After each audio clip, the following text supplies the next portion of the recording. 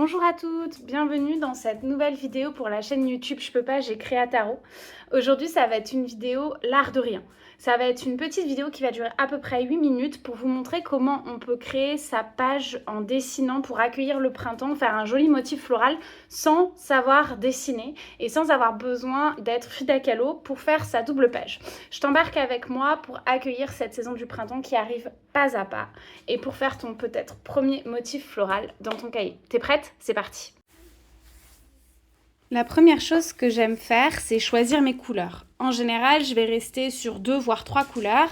Ici, pour le printemps, j'ai choisi du rose et du violet.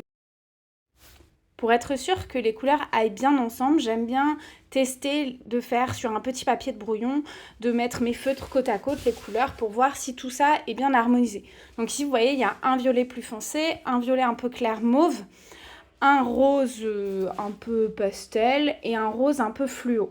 Donc je mets ça tout à côté pour voir comment ça rend et cette palette me plaît plutôt bien. Donc je vais aller avec ça. J'ai décidé de faire un motif floral avec des pissenlits. Et donc, je vais commencer tout de suite à faire dessiner différentes pissenlits. Pour moi, la pissenlit, c'est vraiment une fleur qui représente le printemps. Et vous allez voir, je vais vous montrer comment est-ce qu'on peut la représenter de différentes façons, avec différents motifs. Et surtout, tout ça avec que des lignes et des points. Donc vraiment, tout le monde, normalement, sait dessiner des lignes et des points.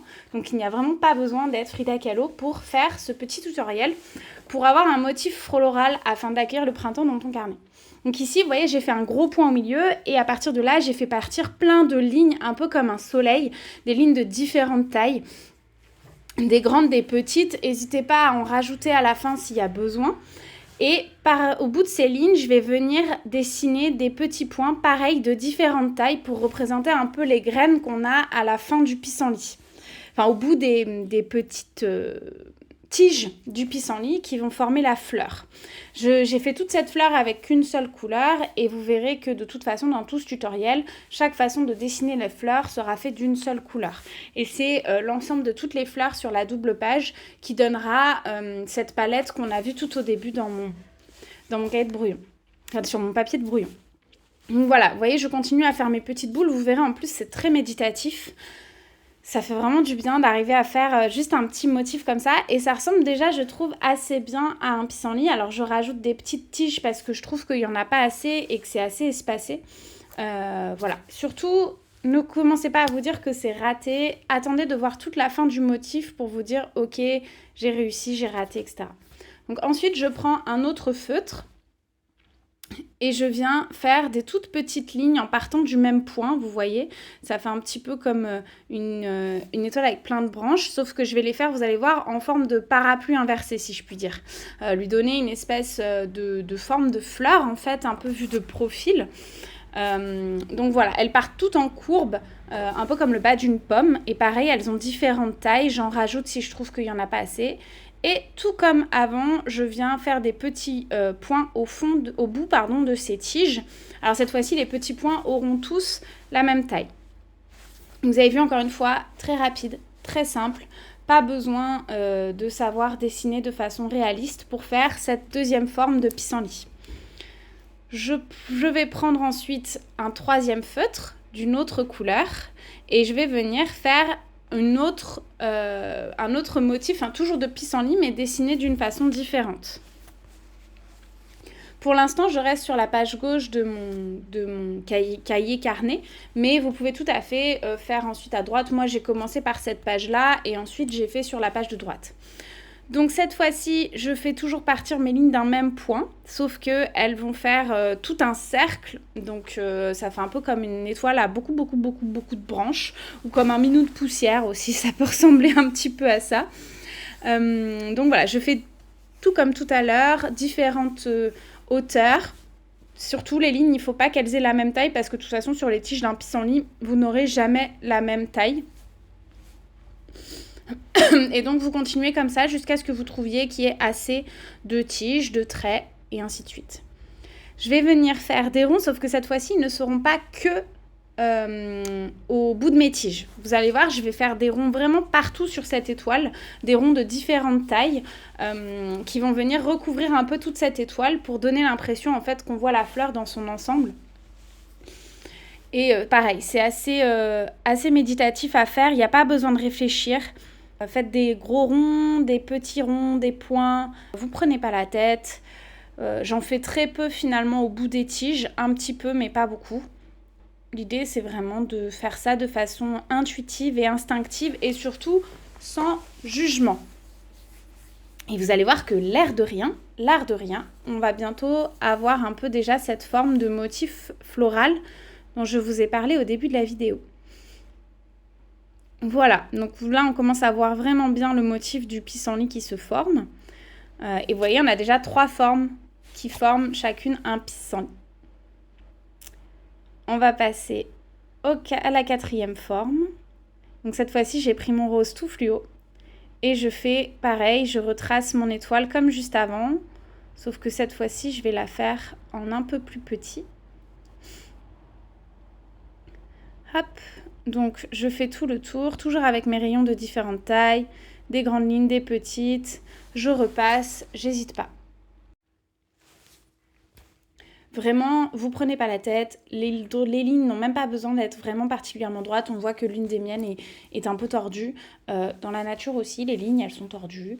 Elles sont pas toutes droites, toutes longiligne, etc. Donc, lâchez vraiment prise là-dessus. Vous attardez pas sur les détails, parce qu'en tout cas, c'est pas ce qui importe dans ce motif-là. Et celle-là, je vais la laisser, si je me souviens bien, je vais complètement la laisser comme ça.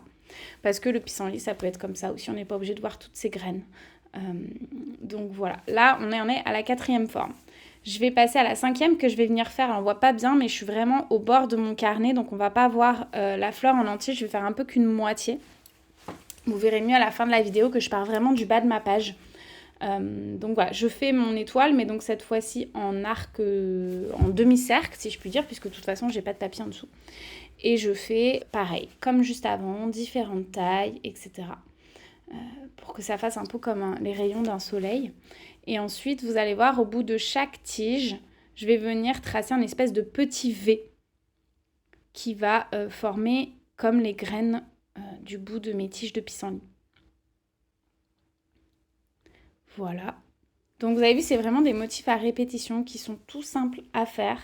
C'est à la portée vraiment de n'importe qui. Et c'est même un motif que vous pouvez faire avec vos enfants si vous voulez. Voilà, sans prise de tête en tout cas. Moi, je l'ai même fait en écoutant un podcast. Donc ça peut se faire assez machinalement. Voilà, de façon très simple, très détendue. Et vraiment juste pour laisser courir le stylo sur le papier. On peut même le faire avec de la musique. L'idée, c'est vraiment de laisser exprimer sa créativité comme si elle coulait de source. Alors, je viens faire un tout petit point au milieu et je trace encore une fois. Vous avez vu, c'est vraiment, au départ, c'est quasiment toujours le même motif. Soit je fais un rond au milieu d'où partent toutes mes lignes, soit je fais mes lignes partent toutes du même point sans qu'on voit un point en particulier. Et je viens faire des tout petits points au bout de ces tiges. C'est un peu comme le motif du dessous, sauf que cette fois-ci, mes points des bouts de tige et mon point central font tous la même taille. Ils sont petits.